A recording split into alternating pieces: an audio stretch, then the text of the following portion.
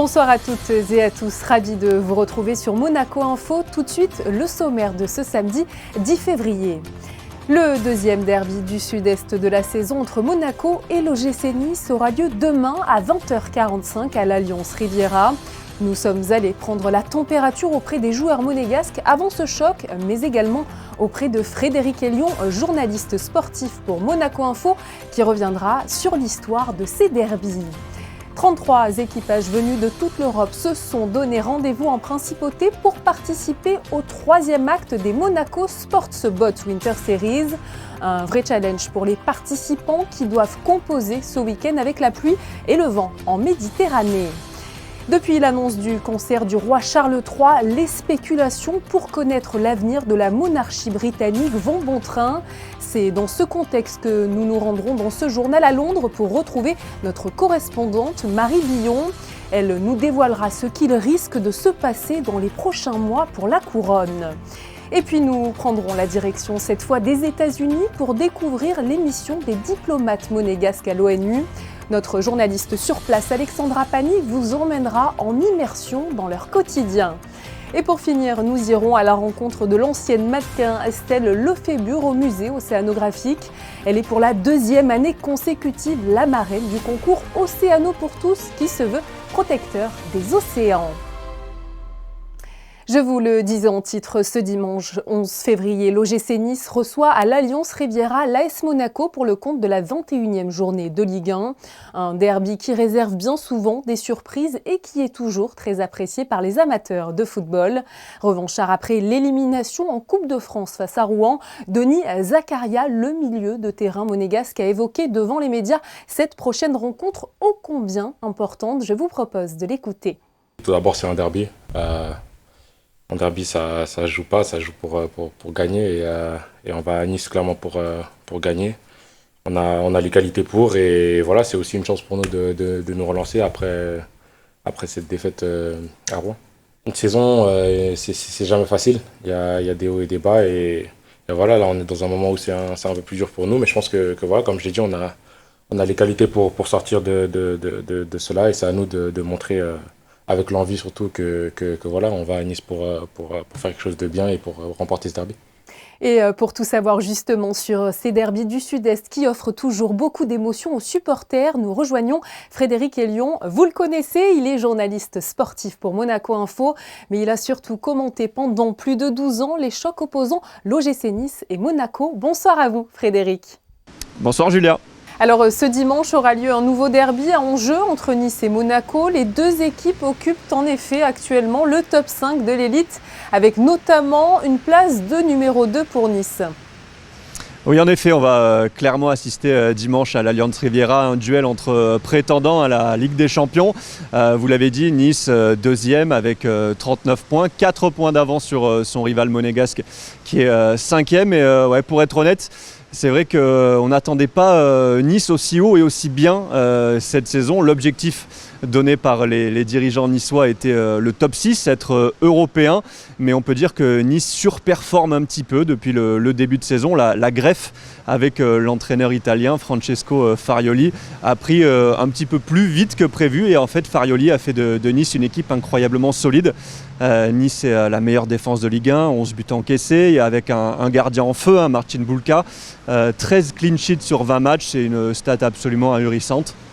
Donc voilà, c'est vrai que tous les voyants sont au vert côté niçois depuis le début de saison, malgré les absences pour ce derby de Boga et de Mofi qui seront à la CAN, tout comme Singo côté monégasque.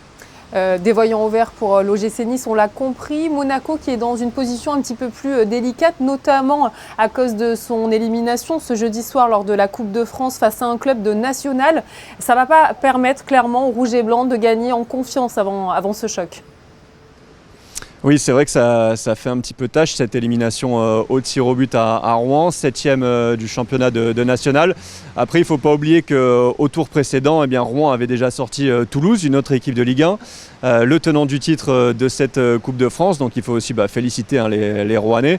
Et après, c'est vrai que c'est plutôt la prestation monégasque qui a été un petit peu inquiétante, notamment défensivement. C'est de ce côté-là que les problèmes existent pour Monaco depuis le début de saison. En attaque, ça va quand même très bien. Monaco est la deuxième meilleure attaque de Ligue 1, mais la 13e défense. Et c'est vrai que Monaco concède beaucoup d'occasions.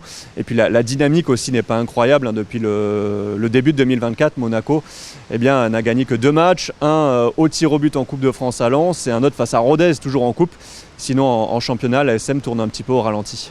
Un match qui promet donc d'être difficile pour les Monégasques, d'autant quand on pense au match aller, c'était en septembre 2023. C'est l'OGC Nice qui s'était imposé face aux Rouges et Blancs. Ont-ils finalement, les Niçois, clairement l'ascendant psychologique avant cette rencontre ?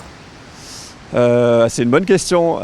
Si on regarde par rapport, c'est vrai, aux dernières confrontations et au match aller, le scénario du match, la victoire niçoise dans le temps additionnel avec le but de Jérémy Boga, les 2 pénaltys manqués par Balogun ou stoppés par Boulka comme vous voulez, plus le derby de l'an dernier remporté 3-0 par les Aiglons à Monaco.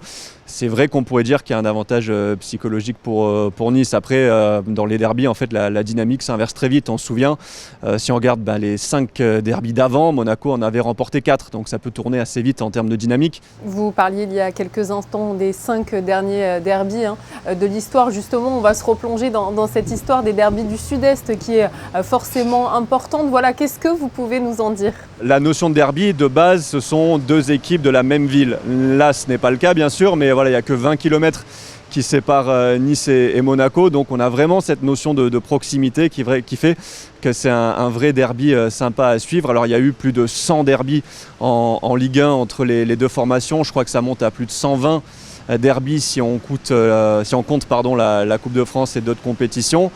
Il y a une vraie rivalité entre les deux équipes, plutôt amicale d'ailleurs, mais il y a plusieurs matchs notables des 2 côtés. Côté monégasque, il y avait une victoire en 78, un 6-1. C'est la plus large victoire dans un derby d'ailleurs pour Monaco. On se souvient aussi de la première victoire suite à la remontée de l'ASM en Monaco, en Ligue 1, à l'Allianz Riviera, une victoire 3-0. Et puis côté niçois, il y avait ce succès mythique en 2004 au Stade Louis II. Monaco menait 3-0 et puis il y avait eu cette victoire 4-3. Et puis il y avait un vrai antagonisme aussi, on peut dire, pendant des décennies. C'est que Monaco avait toujours, entre guillemets, l'étiquette du club un peu riche et Nice était le club populaire. Donc il y avait cette vraie guéguerre un petit peu David contre Goliath et depuis quelques saisons c'est un petit peu moins le cas. L'arrivée d'Ineos à Nice fait que Nice a aussi des moyens financiers supérieurs et peut maintenant bien rivaliser bien plus simplement et facilement avec l'AS Monaco. Merci beaucoup à vous Frédéric Elion pour toutes ces précisions sur le derby du Sud-Est qui aura donc lieu ce dimanche 11 février à 20h45. Merci Julia. Un mot de basket à présent avec la victoire de l'AS Monaco à Bologne en Euroleague. Alors que les Monégasques jouaient gros face à la 2e meilleure équipe à domicile cette saison, ils se sont finalement imposés de peu 81-78. Ce match a été remporté grâce notamment à une énorme performance de Mike James. Il a, par des exploits individuels, permis à son équipe de reprendre l'avantage avec à son actif 21 points, 6 rebonds et 2 interceptions. Je vous propose d'ailleurs de l'écouter au micro d'Euroleague TV. I think obviously they're a good team. They're a playoff team for sure. I think it was just one of them games where both teams didn't want to lose, and I think we just pulled out some stops at the end, and just it was the last one to get a stop. Avec cette victoire et avant la trêve d'Euroleague, les hommes de Sacha Obradovic se sont donc plus que jamais replacés comme de sérieux candidats au Final Four de Berlin.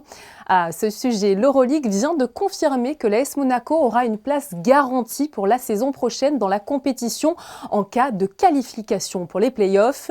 Mais avant ça, le prochain match pour la Roca Team, ça sera en Betclic Elite ce dimanche 11 février à 14h30 à la salle Gaston Médecin.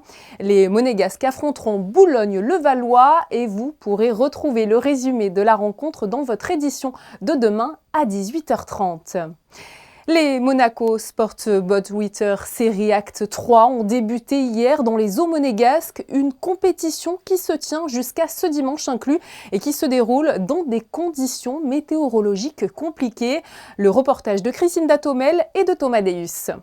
Il s'agit ici d'un championnat d'hiver qui se déroule en 4 actes au Yacht Club de Monaco et qui se court en J70, un one design de 7 mètres. 33 équipages venant de toute l'Europe participent donc à cette course et tous souhaitent en découdre sur le plan d'eau monégasque. Et même si la concurrence est rude, cette compétition reste un challenge à bien des niveaux. La difficulté est liée à la qualité des équipages qui vont nous donner pas mal de fils à retordre et surtout la météo, c'est pas tant la pluie qui va nous gêner, c'est surtout les vents qui peuvent être un peu oscillants, un peu imprévisibles, donc qui peuvent redistribuer les cartes. L'avantage c'est que c'est une série quand même assez, je ne vais pas dire familiale parce que le niveau il est quand même haut, mais par contre avec des âges et des configurations assez différentes, il y a des équipages de filles, il y a des équipages avec des jeunes, et du coup c'est assez mélangé. Nous l'objectif c'est toujours de faire un podium, même si le niveau est très relevé, et de maintenir notre quatrième place. Nous sommes d'ores et déjà qualifiés pour le mondial. Il y aura 3 bateaux de Monaco au mondial qui aura lieu à Palma au mois de septembre. Une épreuve que connaît bien l'équipage du RAF 7 qui avait fini sur la 2e marche du podium en 2022 lors des championnats du monde organisés par le Yacht Club de Monaco. Espérons donc un aussi joli classement pour le team aux couleurs monégasques.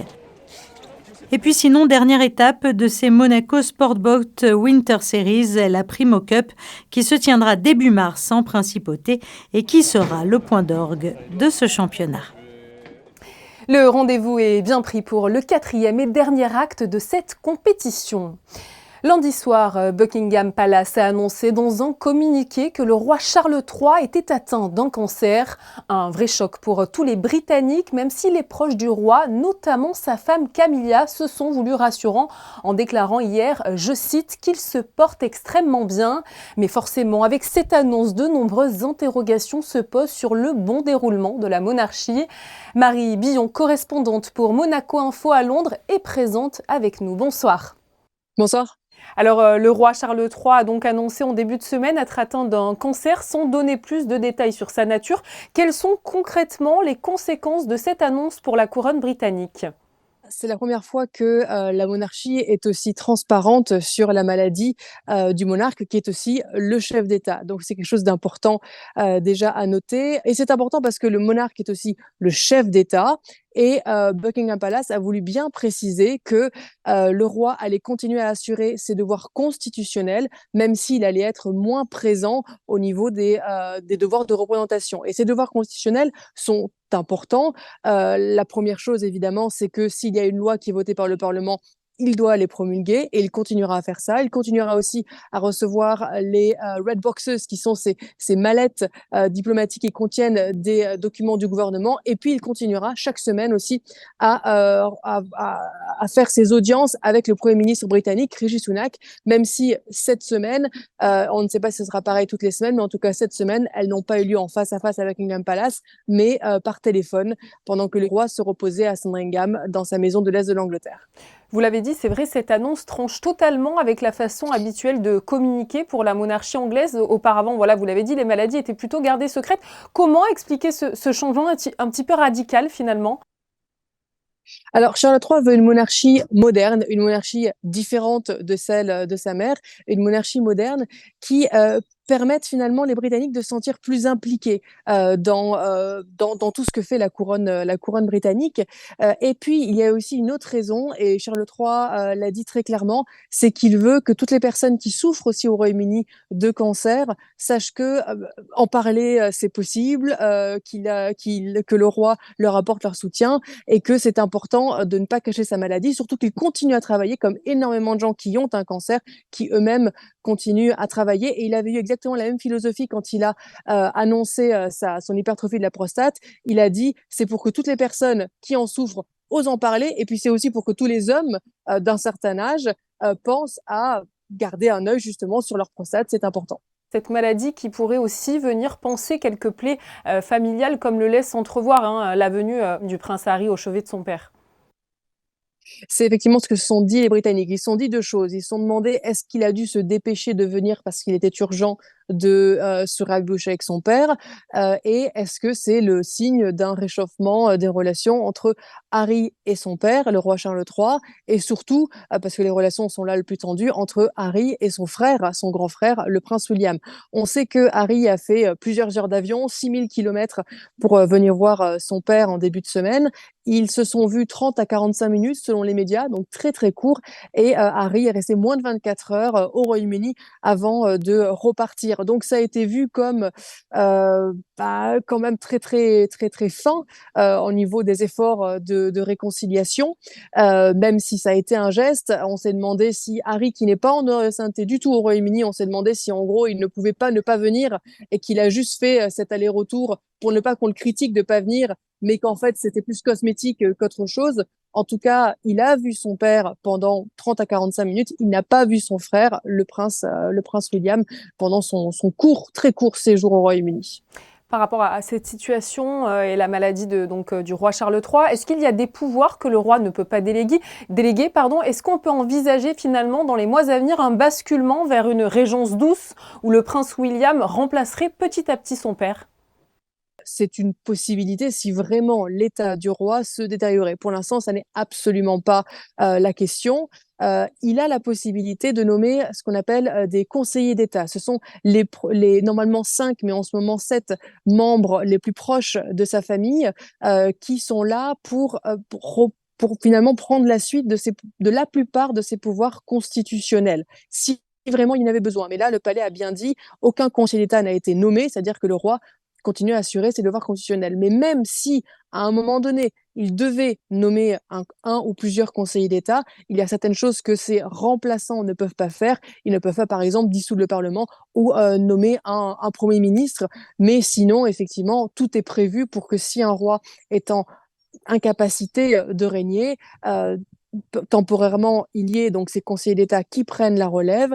Et effectivement, une régence, encore une fois, est possible. Et ce serait évidemment le prince de Galles, l'héritier du trône, qui prendrait les rênes à ce moment-là. Et là, il aurait beaucoup plus de pouvoir constitutionnel, mais encore une fois, ni régence, ni même abdication, ce mot n'est pas prononcé ici au Royaume-Uni. On ne le prononce que dans les médias étrangers. Tout ça, ça n'est vraiment pas évoqué pour l'instant. Merci beaucoup à vous, Marie Billon, d'avoir été présente sur Monaco Info. Avec plaisir. D'outre-Manche, nous partons outre-Atlantique, direction les États-Unis. En début de semaine, on vous emmenait déjà dans les couloirs de l'ONU où vous avez pu y découvrir son institut de formation et de recherche appelé UNITAR.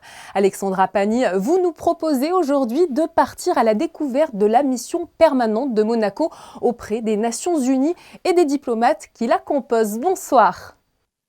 Bonsoir à vous. Effectivement, on a célébré ses 30 ans en 2023. Nous avons pu recevoir à plusieurs reprises sur notre antenne l'ambassadrice représentante permanente Isabelle Picot. Elle est accompagnée au quotidien de 4 diplomates monégasques. Je vous propose de découvrir à quoi correspond leur quotidien. L'on se situe à quelques pas seulement du siège des Nations Unies à New York. La mission permanente de Monaco est installée dans cet imposant building du 866 UN Plaza depuis plus de 30 ans.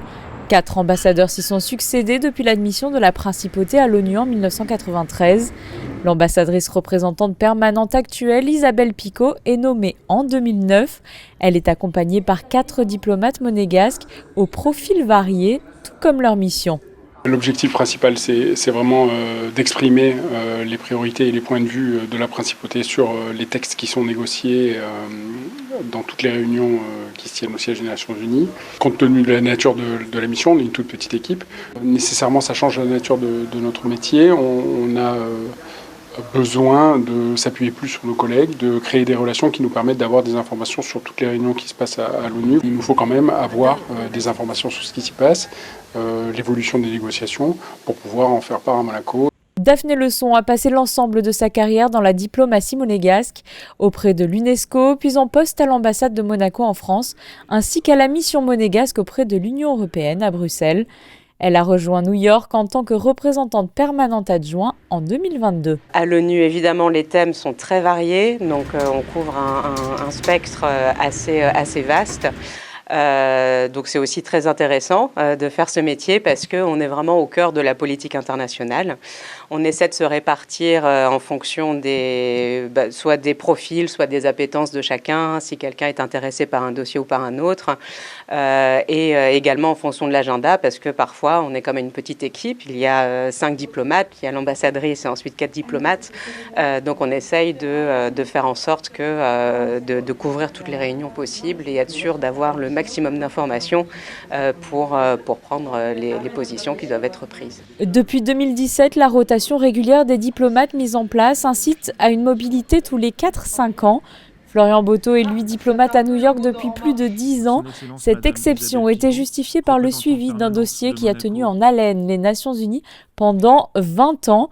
Le traité BBNJ sur la haute mer, adopté finalement en juin 2023. Ça a été effectivement un des grands moments de ma présence ici. On a vraiment d'excellentes relations avec les collègues de tous les pays. Je pense que Monaco est vu et reconnu comme un pays crédible sur les thèmes où nous nous engageons. Et les interactions au quotidien sont vraiment très enrichissantes. Et je pense de part et d'autre, parce que les collègues savent que nous venons en réunion avec les bonnes intentions, les meilleures intentions possibles pour améliorer les textes des résolutions ou pour nous engager sur des sujets qui nous sont chers. Et nous ne sommes pas vus comme des adversaires, je pense, par la plupart des autres pays. Le travail auprès d'une organisation multilatérale diffère des missions habituelles d'une ambassade. Ici, chaque jour, c'est avec 192 autres pays que les diplomates discutent pour ensuite rendre compte à la principauté. J'ai toujours eu le même dossier, les droits de l'homme. Donc ça touche à beaucoup de sujets, c'est très large les droits de l'homme. Ça va des droits des femmes, des droits des enfants, à la situation dans certains pays comme la Syrie, l'Afghanistan, etc., à des sujets très précis comme la peine de mort ou le nazisme. Et en étant une petite mission, effectivement, on a plus une vue d'ensemble de ce qui se passe à l'ONU. La plupart de nos collègues, ils ont leur dossier qui est vraiment tout petit. Nous, on fait un peu de tout, donc on sait un peu tout ce qui se passe. Excellences, mesdames et messieurs, chers amis, ce sommet dont je salue la convocation... Depuis 30 ans, le prince Albert II est très impliqué dans le travail de la mission permanente et se rend régulièrement à l'ONU. Les diplomates de la mission permanente participent donc également à l'organisation des déplacements des délégations monégasques en visite au siège des Nations Unies. Et si vous voulez découvrir de plus près encore le métier de diplomate, la mission permanente de Monaco accueille régulièrement de jeunes étudiants monégasques en stage. Des stages toujours très enrichissants et la demande peut être adressée directement au département des relations extérieures de la Principauté. Merci beaucoup Alexandra Pagny en tout cas pour toutes ces informations.